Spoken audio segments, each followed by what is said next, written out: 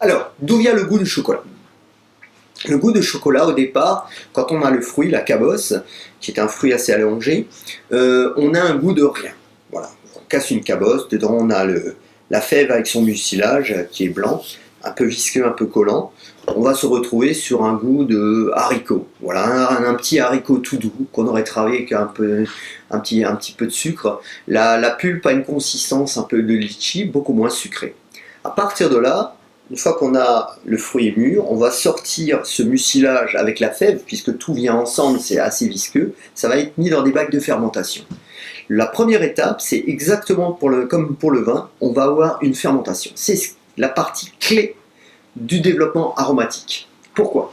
Si on n'a pas de fermentation volontaire, c'est ce qui est en train de se faire. Il y a une nouvelle école qui est en train d'arriver, malheureusement, les gens d'apprentis sorciers qui se lancent sur le chocolat, qui n'ont pas beaucoup de connaissances ou qui veulent faire différent, c'est leur problème. Mais quelque part, pour avoir eu pas mal d'expérience de goûter des chocolats non fermentés, je peux vous dire que on est un petit peu sur une échelle qui est comme ça. Voilà, c'est-à-dire qu'on est relativement plat parce que c'est comme un vin. On imagine un vin, quel que soit le cépage, on ne fait pas de fermentation, on a quoi? On a un jus de raisin. Voilà, un jus de raisin, voilà, que ça soit du chardonnay, que ça soit du riesling, que ça soit du pinot, que ça soit du petit verre d'eau, voilà, que ça soit n'importe quel cépage, on aura quelque chose de relativement plat. C'est la fermentation, le terroir, le sol qui vont définir un petit peu toute cette complexité. Et là, effectivement, on a un grand besoin et une aide extrêmement importante de la personne qui va s'occuper de cette partie fermentaire. On a d'immenses soucis, quel que soit le pays, souvent parce que ce sont des petits planteurs avec de petits domaines qui vont faire des fermentations n'importe comment. Et j'ai encore eu confirmation il n'y a pas plus tard qu'il y a 2 jours des personnes où on me dit bah voilà, on va dans certains pays, on prend un sac plastique de base, on met les fèves de cacao parce qu'il y avait une évolution de température, une montée de température du fait de 2 phénomènes, la chaleur du pays dans lequel c'est exploité puisqu'on est souvent au-delà des 30 degrés, le taux d'humidité est relativement élevé puisqu'on est proche de l'équateur sur tous les cacaoyères, et là on fait du grand n'importe quoi. Donc chacun va faire ça dans son petit coin, tout le monde va faire sécher et on va complètement passer à côté. C'est-à-dire que c'est comme si on demandait à des gens qui n'avaient aucune expérience sur le vin de leur donner des raisins et dire vous allez faire du vin et vous vous débrouillez. Donc les fermentations, on sait très bien qu'un très grand viticulteur, ce n'est pas qu'un terroir, c'est aussi un homme, et c'est cette personne qui va avoir la capacité. Nous avons fait avec les écabosseurs, qui est un petit groupe de travail et de réflexion, beaucoup de travaux sur les fermentations pour voir un petit peu comment évoluer la fève de cacao et comment évoluer sur le produit final. Et je peux vous garantir que sur les mêmes fèves, de la même récolte, en faisant des fermentations différentes, on va avoir un produit à la fin, en pourcentage égal, en torréfaction égale, un produit complètement différent. Donc ça c'est la première partie. Donc on peut jouer complètement sur cette partie-là. Donc comment se développe une fermentation? On va arriver d'abord sur une fermentation alcoolique qui va être relativement courte puisque le taux de sucre n'est pas très élevé. Donc dès que la fermentation va démarrer, on va protéger, on va faire d'abord une fermentation en aérobie, c'est-à-dire on protège ça avec des feuilles de bananier la plupart du temps. L'oxydation par l'air va se faire assez rapidement. La fermentation va commencer à élever la température, fluidifier le mucilage qu'on va retrouver, donc ça va être un jus il y a plein d'écoles qui disent on garde une partie du jus, on l'enlève pour que tout ça fasse un brassin. On a fait nous des expériences avec les écabosseurs, on a adjoint, je crois que c'était une grande première mondiale d'adjoint des thés de grande qualité de chez Nanning, pour voir à quel point au moment de la fermentation c'était capable d'incorporer dans la fève de cacao un arôme naturel extérieur. Donc c'était une expérience qu'on a lancée sur 2 thés différents et les résultats ont été assez stupéfiants. Ça a été présenté lors de la journée mondiale du chocolat. Donc c'était un thème, donc pour montrer que la fermentation est un moment important. Ensuite, une fois que cette fermentation est terminée, donc alcoolique, va basculer assez rapidement sur une fermentation acétique. Là, toute la difficulté est aussi de travailler le bon timing, la température, le temps de brassage. Est-ce qu'on brasse une fois? Est-ce qu'on brasse 2 fois les fèves? Donc à chaque fois qu'on brasse, on ramène de l'air, donc on fait redescendre la température. Donc on abaisse les taux de fermentation, et c'est là où est toute la complexité de savoir exactement ce qu'on veut à la sortie. Donc après, ça peut se jouer sur 2, 3, 4 jours. Après, il faut faire très attention parce qu'on passe très vite du stade de fermentation au stade de pourriture. Donc là, il faut avoir quand même de bonnes connaissances et bien maîtriser le sujet avec la température extérieure, l'hydrométrie. Donc on voit que c'est pas si simple que ça. Ce qui fait justement qu'au jour d'aujourd'hui, on estime que dans le monde, environ 15 à 20% à peu près de fèves de cacao sont très mal fermentées.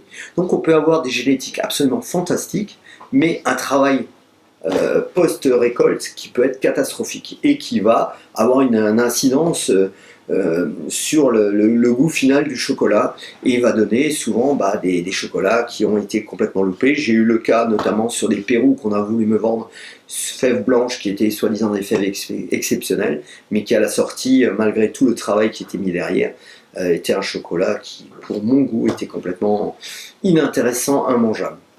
Une fois que cette fermentation, pour stopper la fermentation, une fois qu'on est arrivé à ces jours de fermentation qui ont été un protocole bien défini, et ça dépend aussi des pays et des variétés de fèves, on va les mettre sur des clés de séchage. Donc ces clés de séchage, selon les pays, sont faites...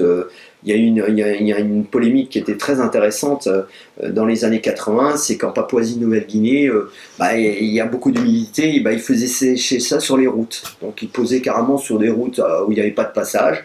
On étalait les fèves de cacao pour les faire sécher, mais il y a un énorme problème, c'est que quand le soleil cognait là-dessus, on avait des remontées de gaz, je dirais, du bitume, et on se retrouvait avec un goût assez spécifique à une certaine époque, certains endroits. Heureusement que cette pratique est en train de disparaître, sur cette façon de remonter d'odeur, je dirais, très particulière, qui était typique à certains endroits. Ou alors d'autres séchages un peu dans le même acabit, qui sont les feux de bois.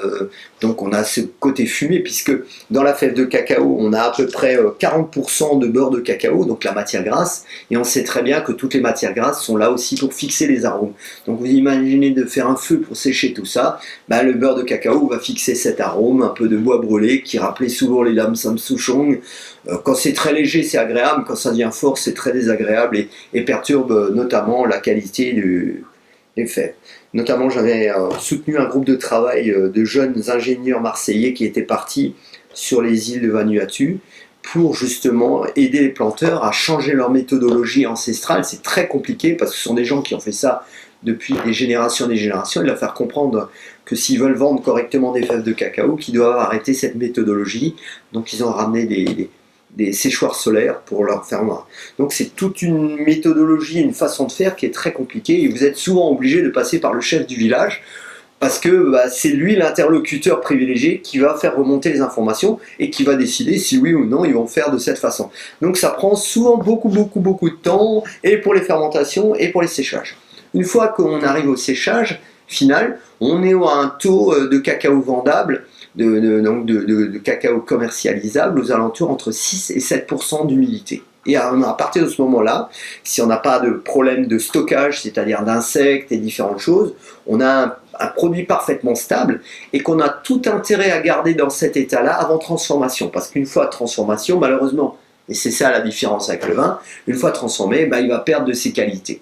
Donc on n'a pas intérêt à avoir un millésime, comme on pourrait dire, de chocolat, et de le conserver en tant que tel. Même s'il est très bien conservé, on peut le stabiliser, mais on ne pourra pas l'améliorer. Voilà. Donc dans ce cas-là, voilà. Ensuite vient un élément, le dernier élément qui va spécifiquement donner le goût du chocolat, c'est la torréfaction. Donc là, justement, la torréfaction, il y a plein d'écoles qui s'affrontent, et moi je vais vous donner certaines clés. Alors, les cacaos qu'on dit, ah oui, un bon chocolat doit être un chocolat amer, 75% de cacao, tout de suite en bouche, la bonne amertume. Là, finalement, c'est un cacao pour moi qui est brûlé, pour deux raisons. Raison numéro 1, manque de compétences. Donc il faut savoir qu'on est comme sur le café, sur un fruit. Il ne faut pas jamais oublier, ça c'est la première chose et la première base, on est sur un fruit. Donc sur un fruit, il faut le respecter d'où qu'il vienne, parce que chacun a un apport génétique, un apport gustatif de différentes parties de son environnement, de son arbre et tout. Et il est très important de pouvoir le conserver. Et pour pouvoir le conserver, il faut torréfier avec énormément de subtilité. Et c'est là où le torréfacteur est une personne extrêmement importante, parce que là, le feeling Là, on peut vraiment parler de feeling, de trouver la bonne combinaison, parce que des fois aussi, sur la même variété, on peut avoir sur différentes récoltes des fèves plus petites, plus grosses, une année où il y a eu un peu moins d'eau et tout. Donc, même si on est sur les mêmes variétés, sur le même domaine et tout, bah, il faut s'adapter à la taille des fèves. Il faut même des fois trier les fèves, parce que dans les mêmes lots, on va trouver des fèves plus petites et grosses. Donc, si on fait une torréfaction identique, on va se retrouver sur des fèves pas assez torréfiées et des fèves trop torréfiées. Donc les abaissements de temps et de température ont un effet extraordinaire. C'était des expériences que j'ai fait moi-même aussi avec des enfants lors d'ateliers où on a torréfié à 4 températures et 4 temps différents et on a fabriqué le chocolat, on a tout fait ça en 3 heures avec des enfants de 8 ans. Et puis je vous garantis que malgré, on prend toujours les enfants pour des enfants, mais j'aurais fait goûter les 4 chocolats qu'on a fabriqués ensemble, et pour leur montrer un petit peu l'influence que peut avoir simplement la torréfaction, les mots qu'ils ont su choisir pour trouver quel était pour eux leur chocolat préféré. On l'a transformé en truffe pour leur montrer, on est allé jusqu'au bout du process pour montrer l'influence que peut avoir une torréfaction.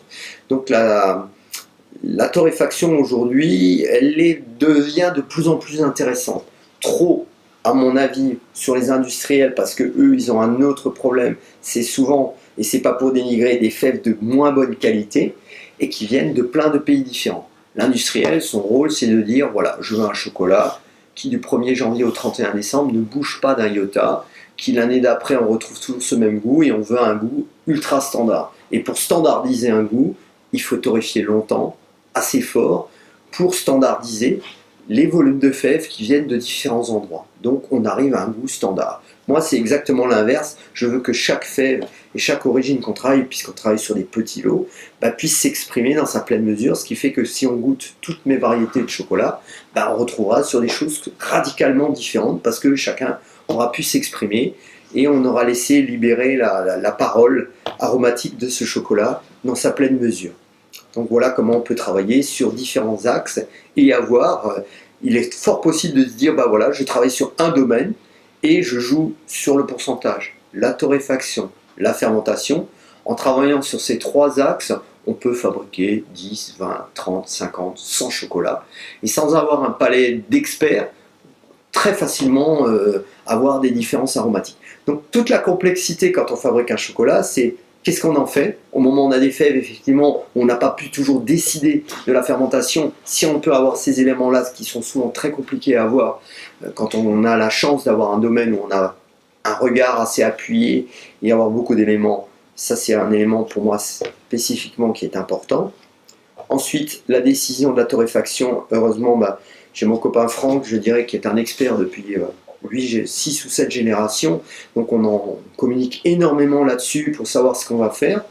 Et après, la dernière décision, c'est le pourcentage. Voilà, sur quel taux on veut l'amener, qu'est-ce qui est le plus intéressant par rapport à ce que la fève a pu nous apporter. Donc vous voyez que le chocolat, c'est beaucoup plus complexe qu'on ne le croit. Et ceux qui se lancent aujourd'hui sur le bean to bar, parce que ça c'est la dernière mode depuis 4-5 ans qu'on voit arriver, où il y a, comme je l'ai dit avant, du non fermenté, on a aussi du non torréfié. Alors il y en a certains qui font fermenter et torréfié, d'autres qui font non fermenté et torréfié, et d'autres qui font ni fermenté ni torréfié. Donc j'ai eu pas mal d'expériences sur différents acteurs qui se retrouvent un peu à travers la planète, qu'on fait des groupes de dégustation avec les écabosseurs, c'est un peu notre rôle avec Arnaud Stangel et Franck Morin. Et franchement, c'est pas très intéressant. Il y a très très peu de gens qui sont capables de sortir un produit d'exception parce que il y a 2 paramètres, je dirais, qui font le goût du chocolat qui ne sont pas là.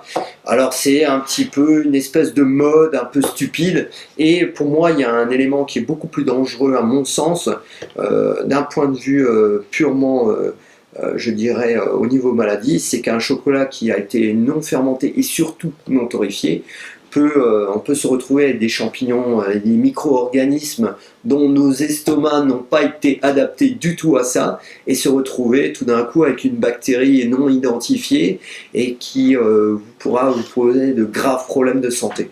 Donc je pense que c'est pas la peine de rentrer dans des histoires où soi-disant des gens vont vous faire découvrir ce que c'est soi-disant le vrai chocolat. On a pas mal d'apprentis sorciers qui se sont lancés là-dedans. Certains font bien, il faut pas jeter la pierre. Il y en a qui se débrouillent pas trop mal. Mais je crois que c'est un peu comme la microbrasserie ou un peu les vins de garage. C'est un peu le même style. On croit que parce qu'on source du début à la fin et qu'on a mis des méthodes en place, que tous ceux qui ont fait avant depuis 100, 150 ans, 200 ans n'ont rien compris au chocolat. Je crois que c'est simplement bien prendre tous les protocoles en place, bien réfléchir, et que le chocolat c'est pas une aventure facile, c'est une aventure géniale, mais il faut bien maîtriser tous les codes.